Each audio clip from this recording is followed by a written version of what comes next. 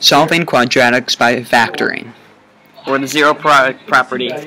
By Jay and Daniel. Honk! If you do not know how to factor quadratics, click here, because we will not be going over that in this video. For the zero product property, first you must obviously factor the quadratic, and then you set those two equal to 0, and you come up with x minus 3 equals 0 and x plus 7 equals 0. Then you can just solve for x, and you get your two answers. Now the cool thing about these answers is that they are the x-intercepts of the parabola of your quadratic equation. Alright, let's do another example.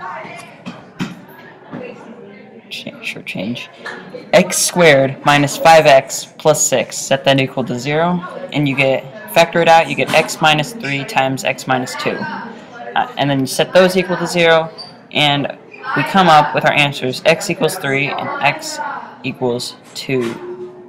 Now let's check our answers by plugging them back in. They should equal 0 if we are right. So first off, you plug in 3 for x, and then you solve. Pretty easy, right? Simple math, and yes, it is correct. 0 equals 0.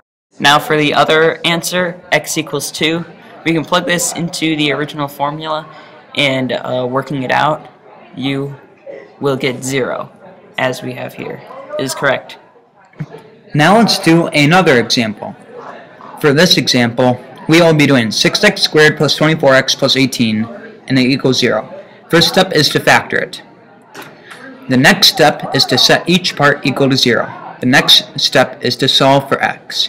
And the answers you get are x equals to -3 and x equals -1.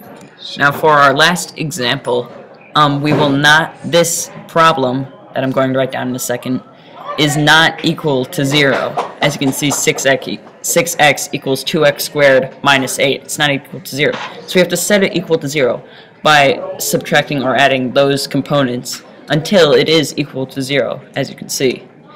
And then factoring it out, we get negative 2x plus 8 times x plus 1.